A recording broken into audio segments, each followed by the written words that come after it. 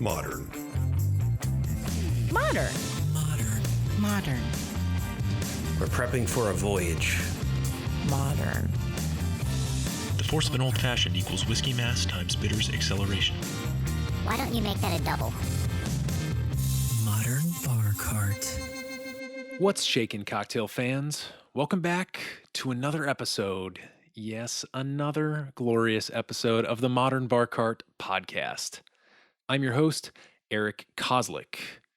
This time around, I thought we'd take some time and examine one of the unsung heroes of the wine and spirits world. That's right, the cork. These things are running around all over the place, right? I mean, I've got a drawer full of them at home, which probably says more about me than I'd like it to. But have you ever wondered where corks come from and maybe how they're made? Are they fashioned by cork elves in some dark medieval forest? Or is there some sinister industrial factory in China billowing smoke and cranking these little nuggets out by the thousands? As you might guess, neither of those hypotheticals are true, and we'll get into all of that and more in this week's episode. But first, I think this might be a good little opportunity before we jump in and get too deep for you to make yourself a drink. This week's featured cocktail is the Blood and Sand, named for the eponymous 1922 bullfighting movie by Rudolph Valentino. And there's a couple little connections I'll make here that actually tie in nicely with this week's episode. To make the Blood and Sand cocktail, you'll need 3/4 of an ounce of blood orange juice, 3/4 of an ounce of sweet vermouth, 3/4 of an ounce of cherry heering, which is a cherry liqueur, and 3/4 of an ounce of blended scotch. Since this drink has citrus in it, you'll want to combine all these ingredients in a cocktail shaker with ice, shake it for about 20 seconds, and then strain into a stemmed cocktail glass. Some recipes out there also call for a flamed orange peel garnish, so if that's a move you've got in your cocktail repertoire, then this is an excellent place to use it. Now, back to those connections. Two of the countries that produce a lot of cork and are therefore important to this episode are Spain and Portugal. Now, with this cocktail, the Blood and Sand, the Spain connection is pretty obvious with reference to bullfighting.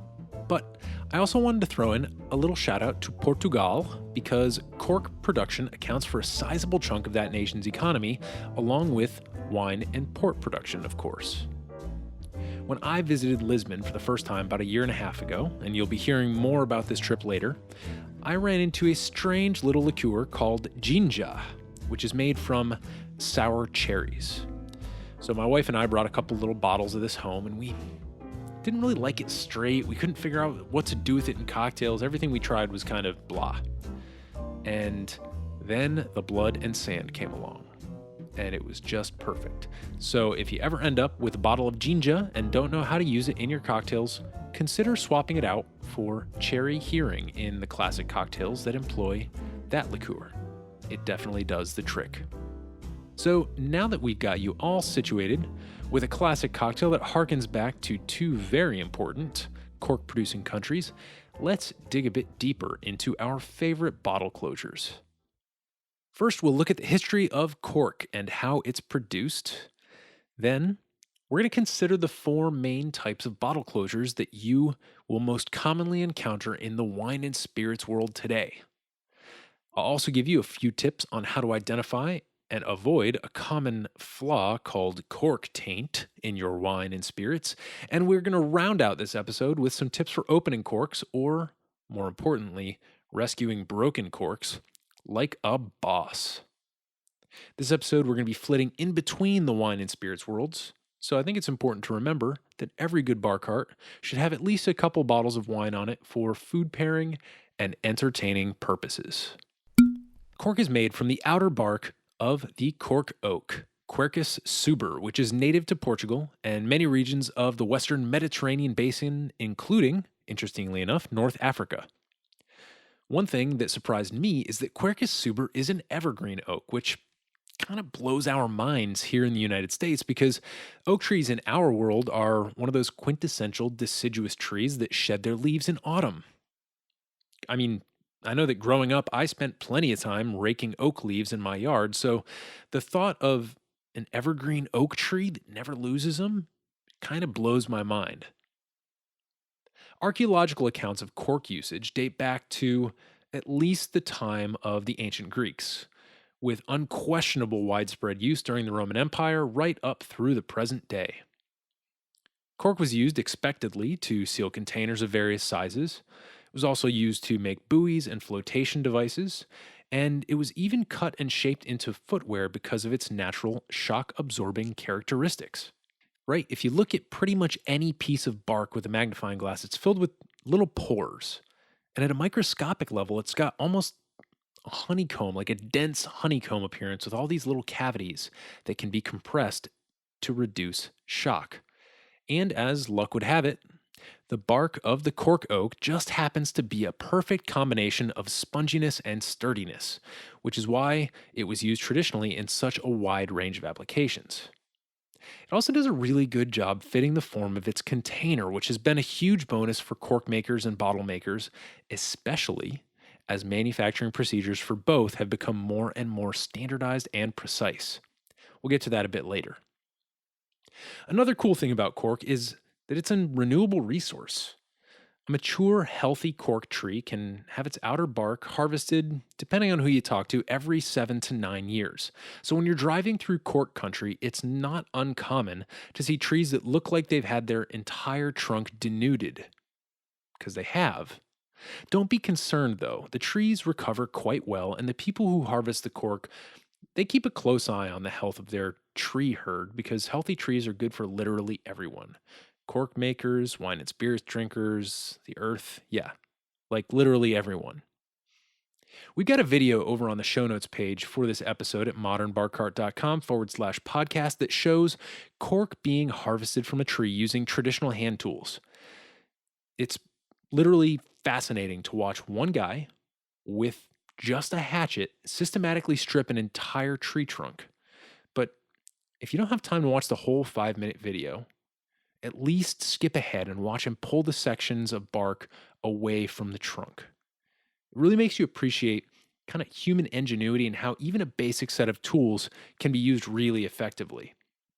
One of the things you'll notice if you watch this video is how dry and, I guess, Mediterranean the landscape looks. It's dusty and it's bright, and there's vegetation, but not a whole lot of water or moisture to be seen in the environment. When I visited Portugal in January 2017, we were able to check out some cork trees in their natural environment, and our tour guide brought up a really interesting factoid that is particularly relevant today, specifically to the environmental concerns that are challenging people around the world. What he said doesn't have so much to do with cork trees as it does with eucalyptus trees, which were brought into Portugal as a way to make quick money in the paper products industry as the country recovered from things like dictatorial rule and near communism at various points in the 20th century. There's apparently a common saying among Portuguese cork farmers and landowners that goes, "The eucalyptus trees are for us. The pine trees are for our children, and the cork trees are for our grandchildren."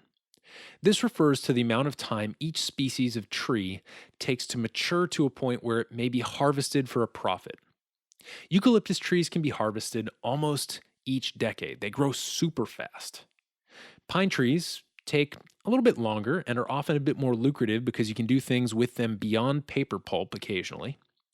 But cork trees cannot be harvested for the first time until they're at least 50 years old, at which point they can be harvested only every 9 years for about a century and a half, resulting in about 15 harvests over the lifespan of a healthy tree. This eucalyptus to pine to cork harvest ratio, in terms of kind of like speed versus time, also somewhat represents the breakdown of Portugal's forest biodiversity, with its predominant species being eucalyptus and pine, right? The things you can plant and harvest fast, while cork oak comes in kind of a distant third. However, What this breakdown doesn't reflect is the huge loss of biodiversity that resulted from the widespread planting of eucalyptus. One noteworthy victim is the sweet chestnut tree, which was once a staple crop in Portugal but now reflects less than 1% of the country's national forest area, according to an article by the LA Times. Now, here's specifically what our tour guide said that really blew my mind.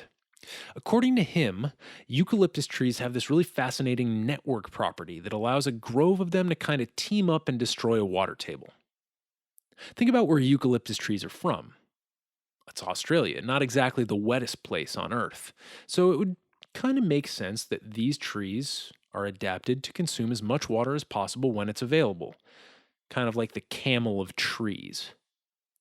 Now, obviously, I didn't take this guy at his word. Obviously, biased. You want to protect the cork trees. So, anything bad we can say about the eucalyptus might be a good thing, right? Convince the unwitting tourists. Unfortunately, I couldn't find any scientific peer-reviewed evidence to support this network effect that our guide was pitching us. But there are a lot of articles out there from places like South Africa, which has a lot of imported eucalyptus, that show how these trees can really dry up a water table and threaten native plants. I mean, sometimes they're brought in to do things like reduce swamp areas where there are places that have issues with malaria. So if they can drain a swamp, imagine the effect that they're going to have on a healthy ecosystem, right? That might tip over into kind of the unhealthy realm. And when eucalyptus trees take over and conditions get super dry, there's also the risk of wildfires, which have recently been a problem for cork farmers in Portugal, which doesn't get a ton of rainfall to begin with. See, eucalyptus trees have flammable sap, and when the tree ignites, its bark very quickly flames and sheds into hundreds or thousands of flying embers that are then carried by the wind to ignite still other trees. It's an unsettling phenomenon, to be sure, and just in case anyone out there is wondering if eucalyptus is causing these sort of problems elsewhere in the world, look no further than California. I feel like that cork pop sound effect made that last point a little bit less sinister.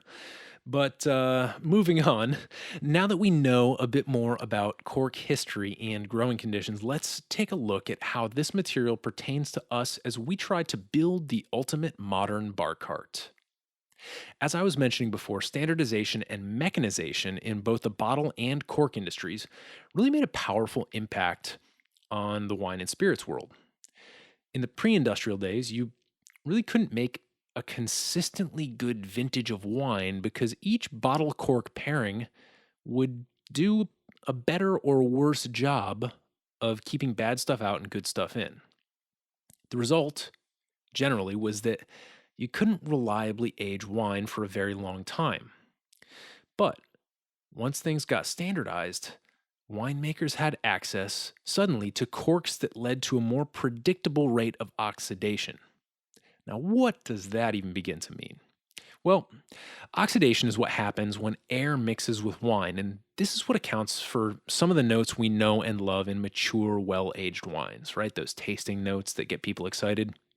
And these tasting notes, in turn, when put in the hands of a wine critic with a pen, are what can fetch lots of money for a given bottle relative to its peers. Some types of wine, like Madeira and sherry, are intentionally oxidized. But for the most part, the non-fortified wine world views oxidation as a flaw. Only in very small and gradual increments can oxygen work its magic on a bottle in a cellar and be deemed beneficial. So, if winemakers can reliably predict how much oxygen a cork will let in over time, then they can have more confidence in and control over how they and others treat that wine. This might seem kind of non-revolutionary, maybe like not such a big deal, but when you magnify this control, this effect, this precision across an entire industry and a worldwide consumer base, it's really monumental. It really changed the industry. This brings us to the first two types of closures you're going to encounter most commonly in the wine and spirits world: cork and composite cork. Now, if you think about it, you probably have a pretty intuitive sense of how to tell these two different materials apart.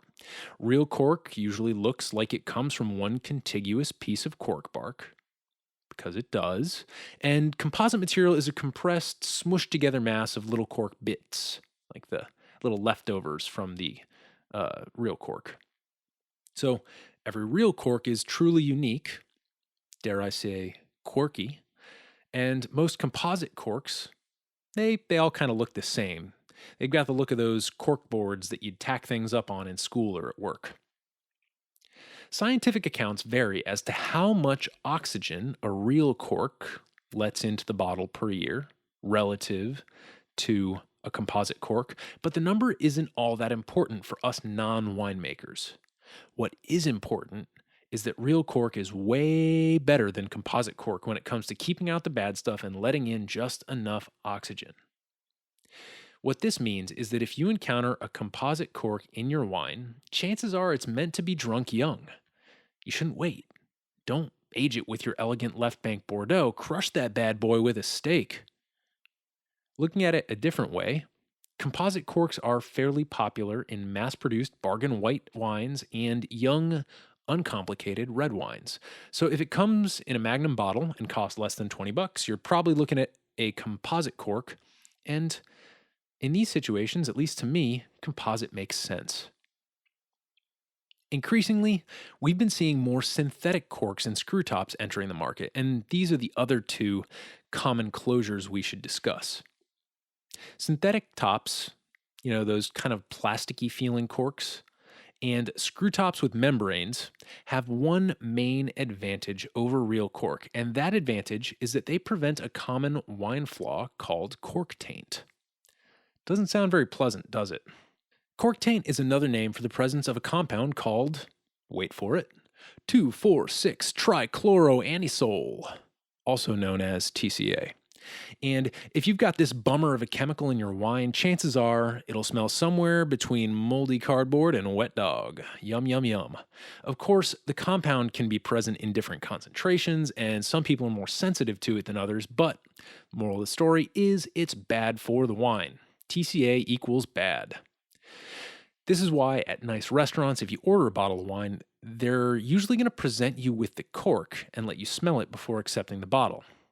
If the wine has cork taint, you should be able to detect it, especially because it's certain ammonia-based compounds from the cork that cause cork taint in the first place.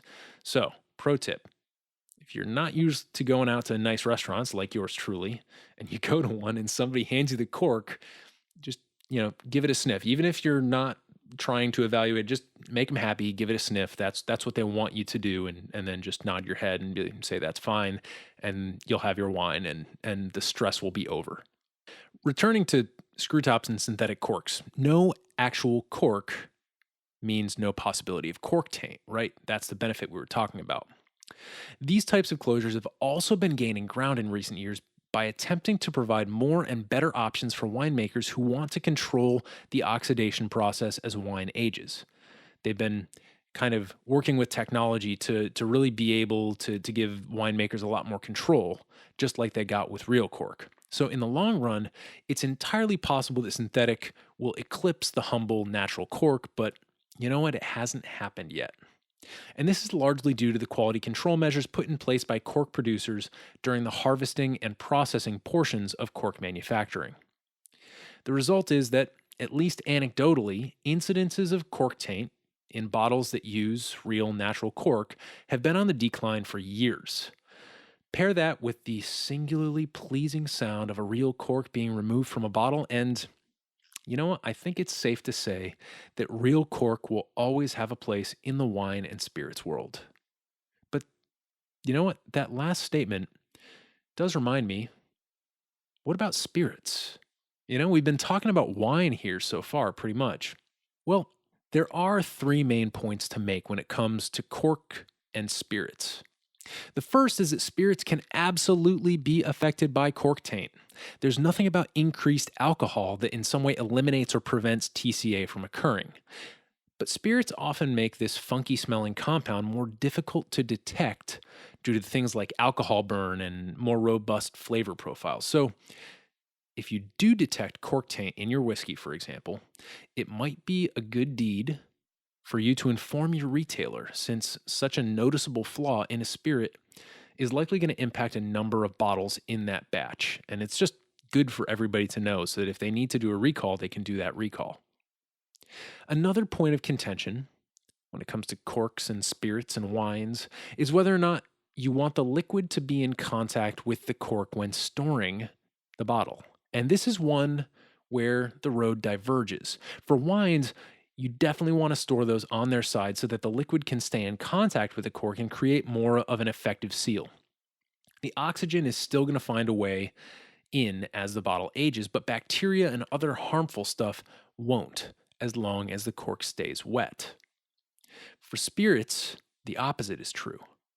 If you've got a real cork and that cork spends any significant time in contact with the alcohol, there's an increased chance that it'll dry out and either break off or allow for evaporation, which is going to change the taste of the spirit. And obviously, if you let that happen over a long enough period of time, you're going to walk up to your liquor cabinet and open it to find an empty bottle, and nobody wants that. Speaking of which, the last thing to keep in mind is that you really want a good solid seal on your spirits bottles if you want to prevent that sort of evaporation from happening. So for nice spirits, look for bottles with either real cork or rubber synthetic closures that are going to form a solid seal with the bottle. Generally, stuff that comes with the screw top is going to be lower end product anyway, which you'll consume faster, but this is just one more little factoid to tuck away and keep in mind as you do your spirits shopping, especially for stuff you'd like to keep around for more than a few months. Before we round out this episode, I want to take a few seconds here to explain how to properly remove a cork from a bottle and even how to rescue a cork that has maybe been partially broken off. First thing to ask yourself in this situation is what tools you have available for opening your bottle. And here, we're really talking about wine, but I've definitely had instances where the cork has been broken off in my whiskey bottle and I've had to resort to the old corkscrew. So these scenarios do apply across genres. The classic option is probably the waiter's corkscrew, and this is my favorite for a few reasons. First, it's compact and foldable, so you can buy a couple, take them on the road when necessary. Just don't try and bring one on the Eurostar train. Learn that one the hard way. If you're going through a metal detector, you're probably not going to be allowed to keep the corkscrew. Second, there are usually two differently spaced lips used for leveraging the cork. And this is hard to describe technically without a visual, but the upshot is if you can tunnel your corkscrew into the cork, get it started with one lip, then screw it in a little further and readjust your leverage point to the second lip, this makes it very unlikely that you'll meet a cork you can't conquer with just one hand in a stable surface. Basically, it gives you a little bit of flexibility to get the cork started and then bring it home with the second lip. And then finally, you have a lot of flexibility with this corkscrew in terms of the angle that you go in at. So if you have to rescue a partially broken or somewhat sunken cork, this is the tool you're going to want to use so that you can take advantage of that flexibility and use it to kind of finesse whatever remains of the cork out of the opening. Because of how a corkscrew works, there are a bunch of different models available. On the mechanical side, you've got the ones with the little arms or wings that go up as you screw in the corkscrew, and which you then press down evenly at the same time to remove the cork. Then you've got kind of a screwless version that just has two flat prongs that you push down on either side of the cork. And then as you pull it out, those exert just enough pressure to kind of grab the cork and remove it from the bottle opening. I haven't tried one of those, but apparently they work well. And then finally, you've got a bunch of various electric and suction-based corkscrews that either require electricity or they cost quite a bit. So I'm not really qualified to comment on most of those, but I can tell you if you get really good with the waiter's corkscrew, you really don't need any other option. Now, let's say you do find yourself in a situation where some unwitting acolyte has gotten themselves in a pickle and failed to extract a cork correctly, resulting in a precarious situation where your group of desperate revelers is debating between pushing the crumbling cork down into the drink, or simply giving up. This just won't do. But here are the steps you can take to rescue your bottle in distress. Step 1. Rescue the bottle, gently, politely, from the clutches of the defeated decorker in training. Step 2. Unsheath your trusty waiter's corkscrew and prepare your spiraled blade for combat. This is starting to sound weird. Step 3. Carefully clear any loose cork from the opening so that you have a solid, if uneven, ground upon which to do battle. Step 4. Select the thickest and least damaged section of cork and begin screwing in the corkscrew gently but firmly, making sure that you're not too close to the edge of the cork. If you're too close to the edge, sometimes you can end up kind of churning some of the cork out, and it's bad. So avoid the edge if possible. Step 5. When the corkscrew is twisted completely through the cork, select your leverage setting and apply extremely even pressure while pulling, making sure to tilt the bottle slightly so that no loose cork falls into the bottle. This is not an exact science, but if you're strategic, gentle, and poised, you should be able to rescue your bottle with little to no consequence to the product beyond perhaps a few crumbs of cork in the most dire of circumstances. Like driving in suboptimal conditions, this maneuver benefits from experience when all variables are normal, so be sure to practice your bottle opening skills often to be sure that you're prepared. I hope you found this episode to be useful and at least a bit entertaining, especially since corks play a silent yet crucial role in the transport, storage, and overall flavor experience of our favorite bar cart beverages. If you have any questions about corks or anything else in the wine, spirits, or cocktail realm, please shoot us an email at podcast@modernbarcart.com.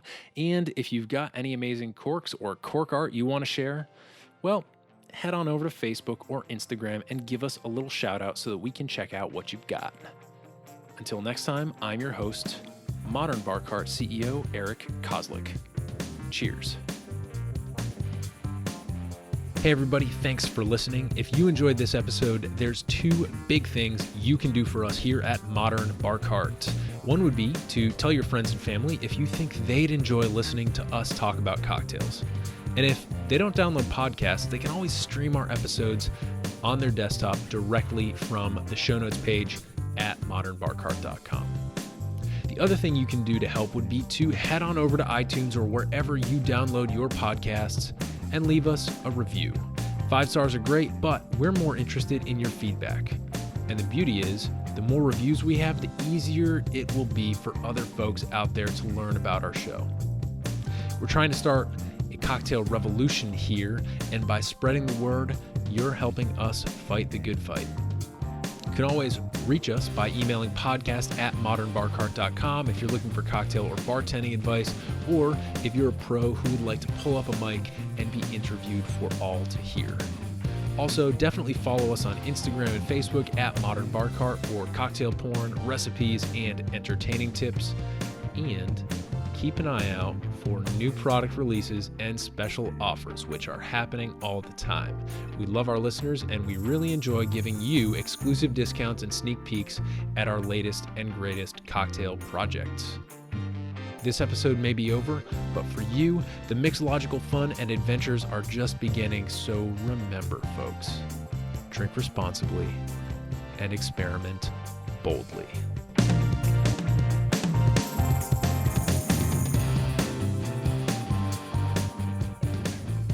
This episode was made possible with editing and production assistance by Samantha Reed, impeccable closure-filling prowess and oxidative nuance by Quercus Suber, and a little bit of Portugal traveling, eucalyptus researching, cork rescuing magic by yours truly. This has been a Modern Bar Cart production, copyright 2018.